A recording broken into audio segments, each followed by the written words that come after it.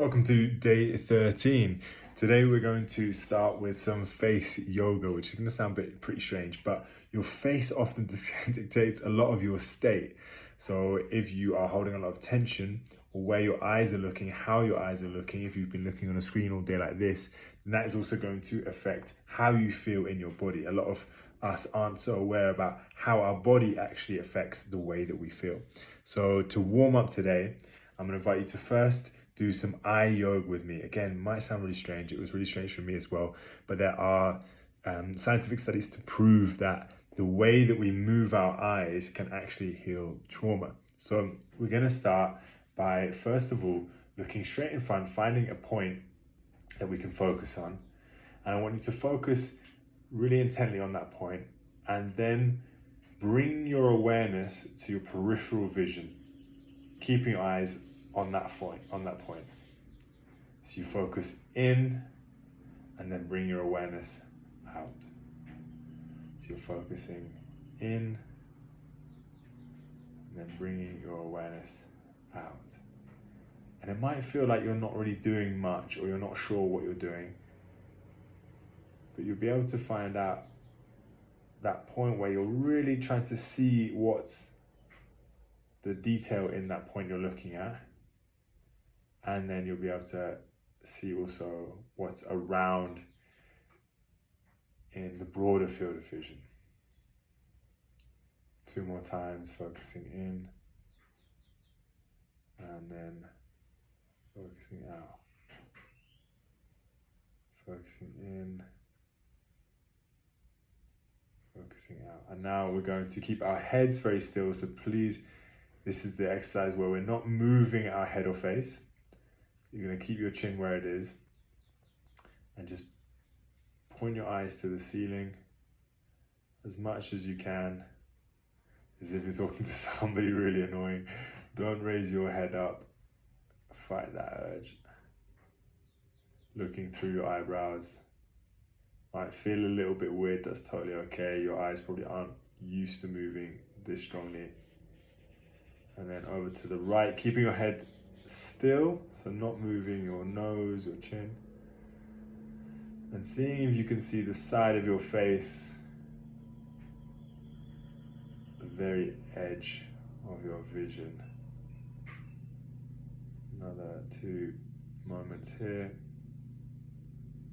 and then looking down, seeing if you can see your upper lip at all,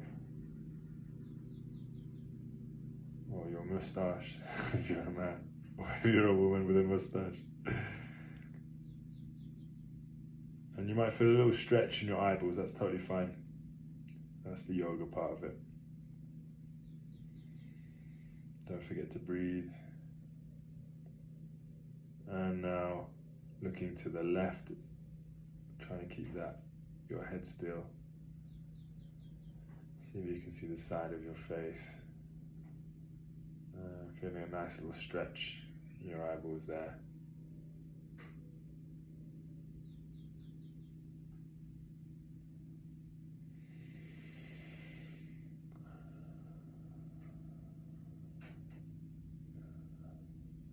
Breathing deeply as you look, and then we're going to do 1 circle all the way around clockwise and 1 circle all the way back. So starting by looking up, keeping your head very still, and slowly looking around in a circle. You might be able to see the corners of your face. Back up to the top, taking a deep breath, and back around the other way.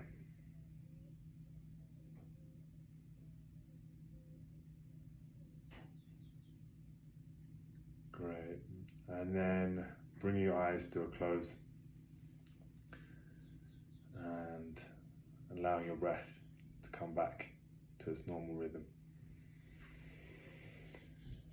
And when we're really focused like that, we allow ourselves to escape the mind. It's almost as if we are coming out of the mind's office so that the mind can do its stuff, which is processing and organizing thoughts and clearing out. And we give it some space, as if, daddy's working in the office, we'll leave him there. And we just come back to our bodies. And as you leave the mind alone completely, I invite you to be completely indifferent to all thoughts, anything positive, negative, whatever it feels like. Just imagine that all of your thoughts are, for this moment at least, irrelevant. There is no need to pay any attention to it. Whatever comes up for you in this moment is simply being cleared out and organized. Your job is simply to stay out of the office and relax on the sofa, the house of the emotions. Open the windows by taking a really nice big deep inhale and then gently breathing out a sigh.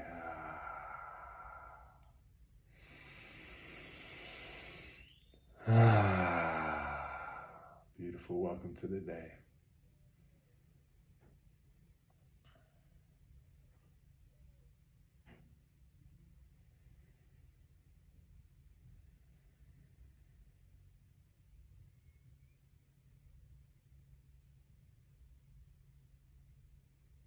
Today I invite you to enter a space with me where there is no right or wrong. Imagine a world or an alternate universe where there's literally no right and no wrong.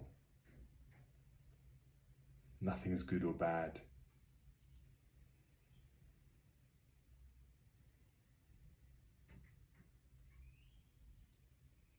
In the words of the Sufi poet Rumi, there is a field beyond right or wrong. I'll meet you there. And if you let go of that concept, it's literally an idea, a judgment, or an opinion,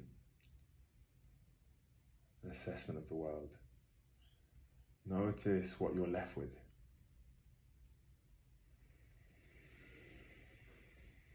You might notice this sense of what isness. Things just are the way they are. You don't need an opinion or preference. You might be feeling a low energy. You might be feeling contraction. Things in your life might be a certain way. You might be feeling expansive. You might be feeling heartfelt today. Makes no difference. You get to have that experience without trying to go after it, without trying to hold on to it, and without trying to push anything away or resist it.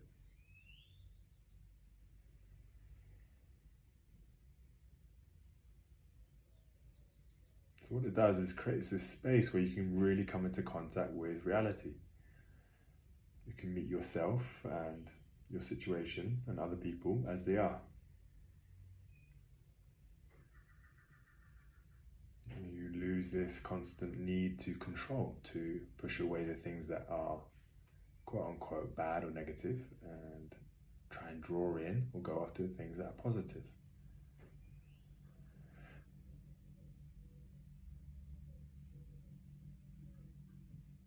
And after some time, you might notice the sense of kind of gentle joy or blissfulness that arises with just being with what is, with allowing things to be the way they are.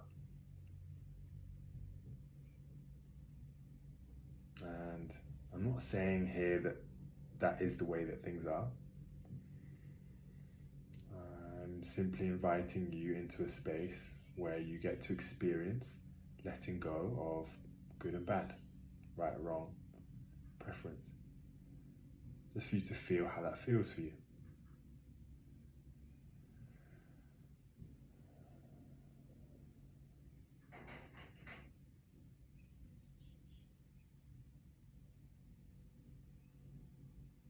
And as you sit with this, you might get the sensation of lightness or openness in your body.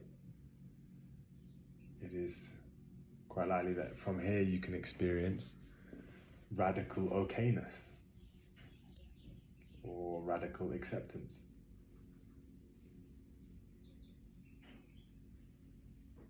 You are simply letting go of ideas of what should be versus what is.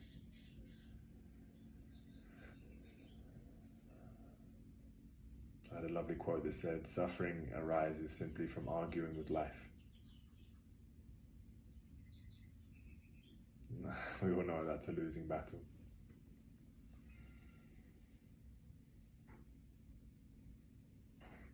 So how does it feel just to sit here and feel how it feels to be open to life?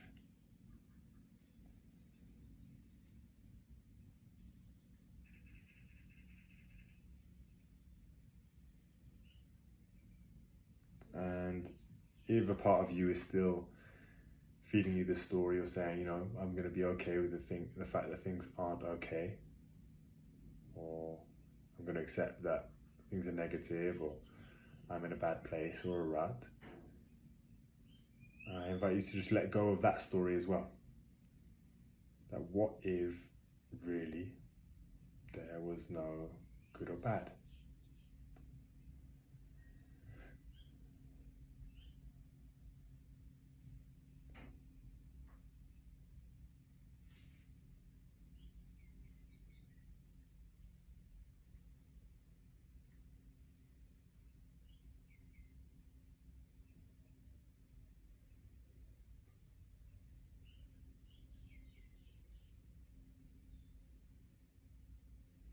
Notice how that's the mind's work of interpretation and assessment.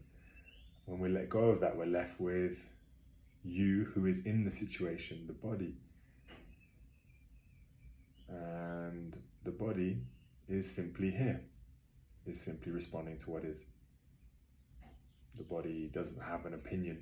The body might feel the stress or suffering or the opinions of the mind, but the body will simply respond to what is here in front of it now.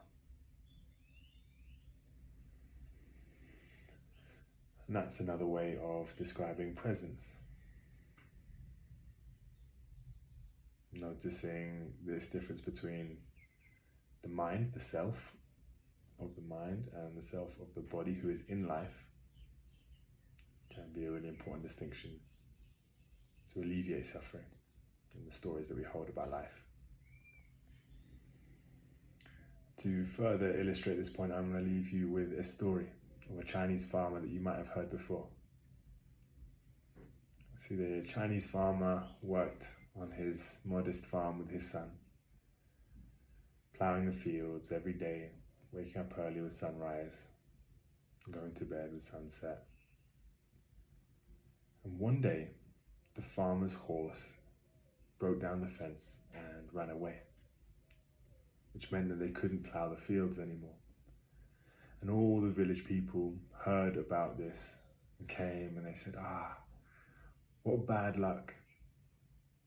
And the farmer, being the wise man that he was, replied, good luck, bad luck, we'll see.